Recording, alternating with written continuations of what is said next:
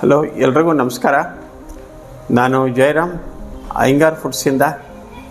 ಇವತ್ತು 3ನೇ ಬಾರಿ ಗೀತಾ ಶೇಷಾದ್ರಿ ಅವ್ರ ಮನೆಗೆ ಬಂದು ಅವರು ಒಂದು ಮನೆಯಲ್ಲಿ ದಿವಸ ಮಾಡಿಕೊಂಡು ತಿನ್ನುವಂಥ ಒಂದು ಐಟಮ್ ಮಾಡ್ತಾರೆ.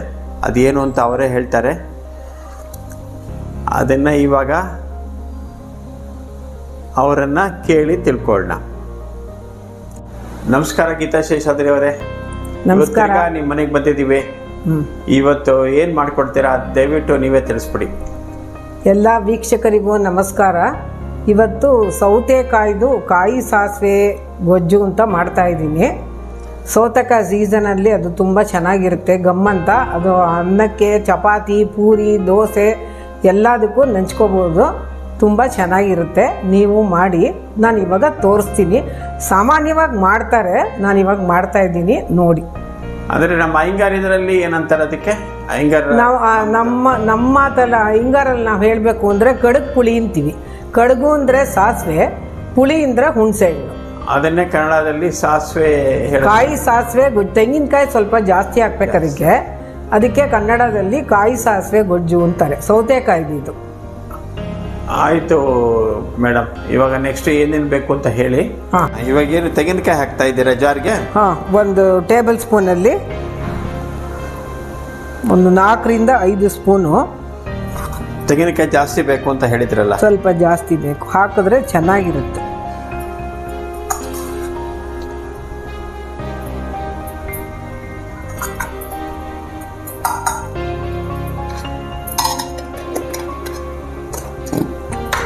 ಮೆಣಸಿನ್ಕಾಯಿ, ಉಪ್ಪು ಖಾರ ಜಾಸ್ತಿ ಇದಕ್ಕೆ ಇಳಿಸಲ್ಲ ಸೌತೆಕಾಯಿಗೆ.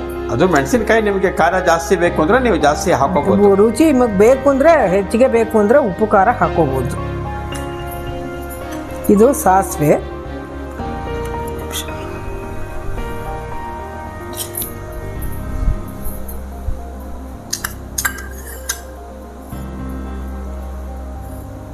ಸಾಸಿವೆ ಒಂದು 3/4 ಸ್ಪೂನಷ್ಟು ಹಾಕಿದ್ದೀವಿ. ಇದು ಇಂಗು, ಇದು ಅರಿಶಿನ,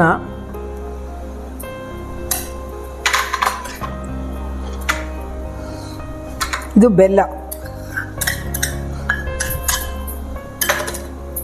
ಹುಣಸೆಹಣ್ಣು ನೀರು ನಾನು ಮಾಡಿ ಇಟ್ಕೊಂಡಿದ್ದೀನಿ.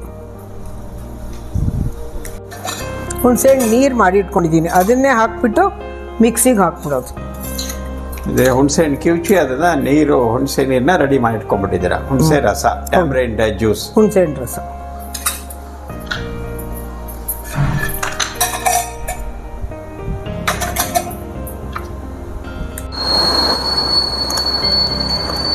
ಅದು ಗ್ರೈಂಡ್ ಮಾಡ್ಕೊಂಡಿರೋ ಮಸಾಲ ಎಲ್ಲ ಪೇಸ್ಟ್ನ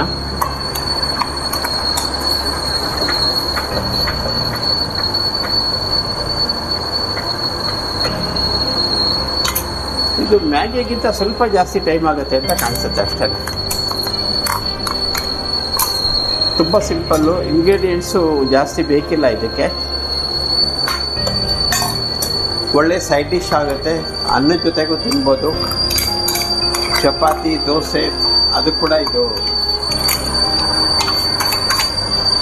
ಒಳ್ಳೆ ಕಾಂಬಿನೇಷನ್ ಆಗುತ್ತೆ.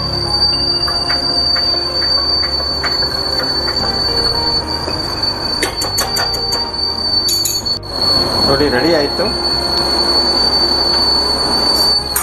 ಇವಾಗ ಒಂದು ಪುಟ್ಟ ಬಾಣಲಿ ಇಟ್ಕೊಂಡು ಇವಾಗ ಒಗ್ಗರಣೆ ಹಾಕ್ತಾ ಇದ್ದಾರೆ. ತುಪ್ಪ, ಎಣ್ಣೆ ಯೂಸ್ ಮಾಡ್ತಾ ಇಲ್ಲ, ತುಪ್ಪ ಹಾಕಿದ್ದಾರೆ.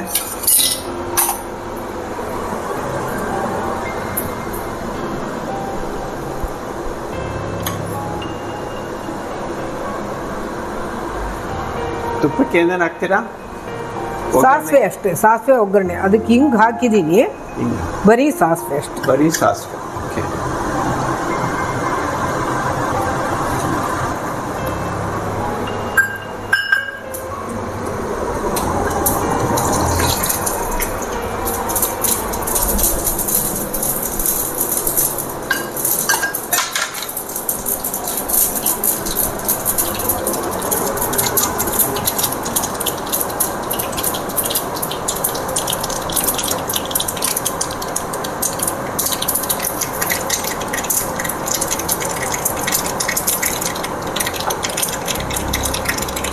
ಸಾಸಿವೆ ಸಿಡಿಯೋ ಸೌಂಡ್ ಎಲ್ಲ ಕೇಳ್ತಾ ಇದೆ ಅಲ್ವಾ? ಆವಾಗಲೇ ಅದು ಗಮ್ ಅಂತ ವಾಸನೆ ಬರ್ತಿದೆ. ನೀವು ಮಾಡ್ಕೊಂಡು ಸವಿರಿ, ಈ ಚಳಿ ಮಳೆಗೆ ಚೆನ್ನಾಗಿರುತ್ತೆ. ಟೇಸ್ಟ್ ಮಾಡಿಬಿಟ್ಟು ಕಾಮೆಂಟ್ಸಲ್ಲಿ ಹಾಕಿ. ಚಪಾತಿ ರೌಂಡ್ ಇದ್ದಿದ್ದು ಟ್ರಯಾಂಗಲ್ ಆಯಿತು, ಇವಾಗ ತಿರ್ಗಾ ರೌಂಡ್ ಆಗ್ತಾ ಇದೆ.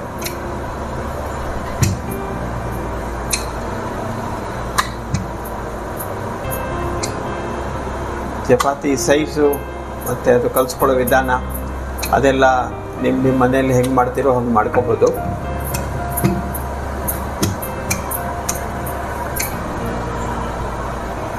ಚಪಾತಿ ತೆಳ್ಳಗಿರ್ಬೇಕಾದು, ತುಂಬ ತೆಳ್ಳಗಿರಬಾರ್ದು, ಒಂಥರ ಮೀಡಿಯಮ್ ಆಗಿ. ಒಂದು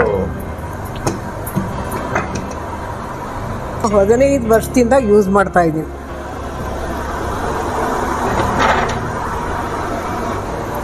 ತವಾಗ ಎಷ್ಟೊಂದು ಚಪಾತಿ ಮಾಡಿಕೊಟ್ಟಿದ್ದೀವಿ. ತವಾ ಇದು ಈ ಕಡೆ ಲಟ್ಸಿದ್ವಿ ಅಲ್ವಾ, ಲಟ್ಸಿದ ಕಡೆ ಕೈನಲ್ಲಿ ಇಟ್ಕೊಂಡು ಕೆಳಗಡೆ ಇತ್ತಲ್ಲ ಹಿಟ್ಟು ಚಪಾತಿ ಲಟ್ಸಿರೋದು, ಅದು ತವಾ ಮೇಲೆ ಬರಬೇಕು.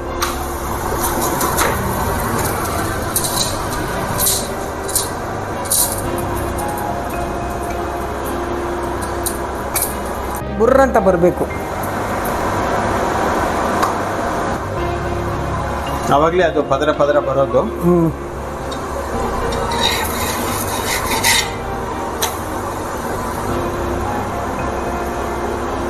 ಅದು ಚಪಾತಿ ತಿರುಗಿಸ್ತಾ ಇರಬೇಕು, ಇಲ್ಲದೇ ಗಟ್ಟಿ ಆಗ್ಬಿಡುತ್ತೆ.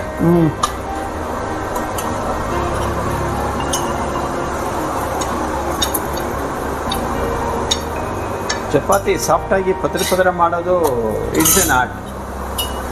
ಸಾಮಾನ್ಯ ಎಲ್ಲ ಗೃಹಿಣಿಯರಿಗೂ ಬರುತ್ತೆ. ನಮ್ಮ ತಾಯಿ ಹಿಂಗೆ ಮಾಡ್ತಾ ಇದ್ರು, ತುಂಬ ಚೆನ್ನಾಗಿ ಮಾಡೋರು ನಮ್ಮಮ್ಮ.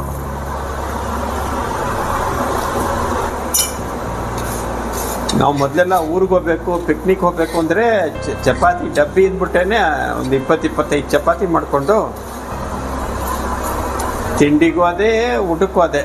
ಅವಾಗೆಲ್ಲ ಹೋಟ್ಲಿಗೆ ಹೋಗೋದು. ನಾ ಹೇಳ್ತಾ ಇರೋದು 40-50 ವರ್ಷದ ಹಿಂದಿನ ಮಾತು. ಇದಕ್ಕೆ ವಯಸ್ಸಾದವರೆಲ್ಲ ಸಮ್ಮತಿ ಇದೆ ಅಂತ ಅನಿಸುತ್ತೆ. ವೀಕ್ಷಕರೇ, ಕಾಯಿ ಸಾಸಿವೆ ಗೊಜ್ಜು, ಸೌತೆಕಾಯಿ ಕಾಯಿ ಸಾಸಿವೆ ಗೊಜ್ಜು ರೆಡಿ. ನಮ್ಮ ತಮಿಳಲ್ಲಿ ಹೇಳಬೇಕು ಅಂದರೆ ಕಡಕ್ಪುಳಿ ರೆಡಿ ಆಯ್ಕನ್ನ ಟೇಸ್ಟ್ ಪಂಡ್ಕೊಂಡಿಕ್ರೆ. ಕಾಯಿ ಸಾಸಿವೆ ಗೊಜ್ಜು ಸೌತೆಕಾಯಿ ಹಾಕಿ ಮಾಡಿದ್ದಾರೆ. ಇದರಲ್ಲಿ ಬೇರೆ ತರಕಾರಿನೂ ಹಾಕಿ ಮಾಡ್ಬೋದು ಅಂತ ಅವರು ಗೀತಾ ಶೇಷಾದ್ರಿ ಅವರು ಹೇಳ್ತಾರೆ. ಇವಾಗ ಟೇಸ್ಟ್ ಮಾಡ್ತಾ ಇದ್ದೀನಿ. ಚಪಾತಿನೂ ತುಂಬ ಪದರವಾಗಿ ಬಂದಿದೆ.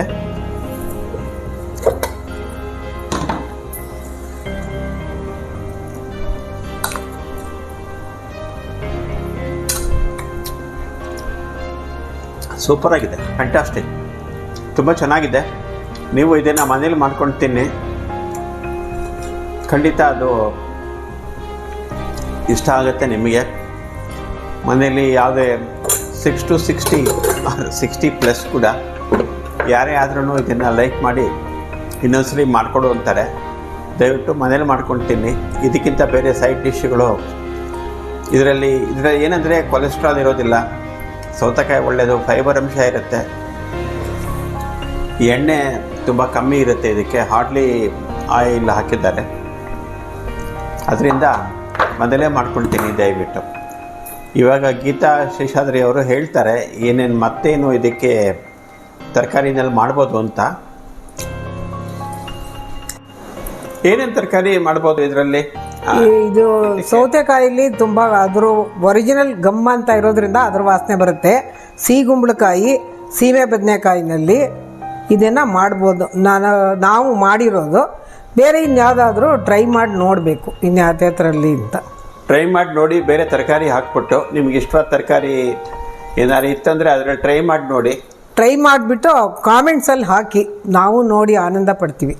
ಓಕೆ ವೀಕ್ಷಕರೇ, ನನ್ನ ಅಯ್ಯಂಗಾರ್ ಫುಡ್ಸ್ ಚಾನಲ್ಗೆ ಇನ್ನೂ ಸಬ್ಸ್ಕ್ರೈಬ್ ಆಗಿಲ್ಲ ಅಂದರೆ ದಯವಿಟ್ಟು ಸಬ್ಸ್ಕ್ರೈಬ್ ಆಗಿ. ಆಮೇಲೆ ನಾನು ಹಿಂದೆನೂ ತಿಳಿಸಿದ್ದೆ, ಅದೇ ಥರ ನಿಮ್ಮ ಮನೆಯಲ್ಲಿ ಅಯ್ಯಂಗಾರ್ಸ್ ಅದರಲ್ಲಿ ಅವರು ಟ್ರೆಡಿಷ್ನಲ್ ಫುಡ್ ಏನಾದ್ರು ಮಾಡೋದು ಇತ್ತಂದರೆ, ಇಲ್ಲ ಅವ್ರಿಗೆ ಗೊತ್ತಿರೋದು ಎಕ್ಸ್ಪರ್ಟ್ಸ್ ಇರ್ತಾರೆ ಎಲ್ಲರೂ, ಅವ್ರು ಏನಾದ್ರು ಮಾಡೋದು ಇತ್ತು ಅಂದರೆ ದಯವಿಟ್ಟು ಅದನ್ನು ತಿಳಿಸಿ. ಅದು ಚೆನ್ನಾಗಿರುತ್ತೆ. Let us share. ವೀಕ್ಷಕರೇ, ನಾನು ಮೊದಲೇ ಹೇಳಿದಂಗೆ, ಹಿಂದಿನ ವಿಡಿಯೋದಲ್ಲಿ ಹೇಳಿದಂಗೆ, ಈ ಚಾನಲ್ಗೆ ಯಾರ್ಯಾರು ಸಬ್ಸ್ಕ್ರೈಬ್ ಆಗಿಲ್ಲ ದಯವಿಟ್ಟು ಸಬ್ಸ್ಕ್ರೈಬ್ ಆಗಿ ಬೆಲ್ ಬಟನ್ ಒತ್ತಿ. ನಿಮಗೆ ವಿಡಿಯೋ ಪೋಸ್ಟ್ ಮಾಡಿದ ತಕ್ಷಣ ನೀವೇ ಫಸ್ಟ್ ಅದನ್ನು ನೋಡ್ಬೋದು. ಇದರಲ್ಲಿ ನಿಮಗೆ ತಿಳಿದಿರೋದನ್ನು ಶೇರ್ ಮಾಡ್ಬೋದು. ಕಾಮೆಂಟ್ಸಲ್ಲಿ ತಿಳಿಸಿ ಅದನ್ನು. ನಿಮಗೇನಾದ್ರು ಐಟಮ್ಮು ನೀವು ಮಾಡೋಕ್ಕೆ ರೆಡಿ ಇತ್ತು ಅಂದರೆ ಬೆಂಗಳೂರಿನಲ್ಲಿ ನಾವು ಬಂದು ನಾವು ಶೂಟ್ ಮಾಡ್ತೀವಿ. ಅದು ನಿಮ್ಮ ಎಕ್ಸ್ಪರ್ಟೈಸು, ನಿಮ್ಮ ಇದು ಏನು ಮಾಡ್ತೀರಾ ನೀವು ಎಲ್ಲರಿಗೂ ತಿಳಿಲಿ ಅದನ್ನು. ಇದರಲ್ಲಿ ಬೇರೆ ಏನು ಉದ್ದೇಶ ಇಲ್ಲ. ನೀವು ಎಕ್ಸ್ಪರ್ಟ್ ಇರ್ತೀರಾ, ಅದನ್ನು ಹೊರಗಡೆ ಪ್ರಪಂಚಕ್ಕೆ ತಿಳಿಸೋಣ. ಅದರಿಂದ ನಿಮಗೆ ಅನುಕೂಲ ಆದರೂ ಆಗ್ಬೋದು. ಅದು ಯಾವ ಥರ ಅನುಕೂಲ ಅಂತ ನನಗೆ ಗೊತ್ತಿಲ್ಲ. ಅದು ಜನ ಲೈಕ್ ಮಾಡ್ತಾರೆ ಅಂತ ನನ್ನ ಅನಿಸಿಕೆ ಇದು. ತಾವು ದಯವಿಟ್ಟು ತಿಳಿಸಿ ಇದನ್ನು. ಯಾವಾಗ ನಿಮ್ಮ ಮನೇಲಿ ಬಂದು ಮಾಡಿಕೊಡ್ತೀವಿ ನಾವು. ಗೋಕುಲಾಷ್ಟಮಿ ಬರ್ತಾಯಿದೆ. ಗೋಕುಲಾಷ್ಟಮಿ ಚಪ್ರ ಕಟ್ಟೋದು ಮಾಡೋದು ಅದರಲ್ಲಿ ಇತ್ತಂದರೆ ಹೇಳಿ ನೀವು. ಆ ಚಪ್ರ ಕಟ್ಟಿದ ಮೇಲೆ ಆರ್ಮಣಿ ಕಾಲ್ ಸಾಯ್ಪರ್ನ ಇದು ಚಪ್ರ ಕಟ್ಟಿದ ಮೇಲೆ ನಾವು ಬಂದು ಅದನ್ನು ಶೂಟ್ ಮಾಡ್ತೀವಿ. ಈ ನವರಾತ್ರಿ ಗೊಂಬೆ ಹಬ್ಬದಲ್ಲೆಲ್ಲ ಮಾಡ್ತಾರಲ್ಲ, ಯಾರು ಆ ರೀತಿ ಅದನ್ನು ಒಂದು ಕಾರ್ಯಕ್ರಮ ಹಮ್ಮಿಕೊಳ್ಳೋಣ ಅಂತಿದ್ದೀವಿ. ತೋರಿಸೋಣ ನಮ್ಮ ಏನೇನಿದೆ ಶೋಭಾ ಬೇರೆ ಪ್ರಪಂಚಕ್ಕೂ ಇವರು ಶೈಲಾ ಜೊತೆಲಿ ಬರ್ತಿರಲ್ಲ ಹಬ್ಬ, ಅದನ್ನ ಮಾಡಿ ಅದೊಂದು. Thank you. ಮತ್ತೆ ಊಟ ಇಲ್ಲ ಕಟ್ಪುಳಿ ನಿಮ್ಮ ಯಜಮಾನ್ರು ಕೊಟ್ಟೆ ರವಿ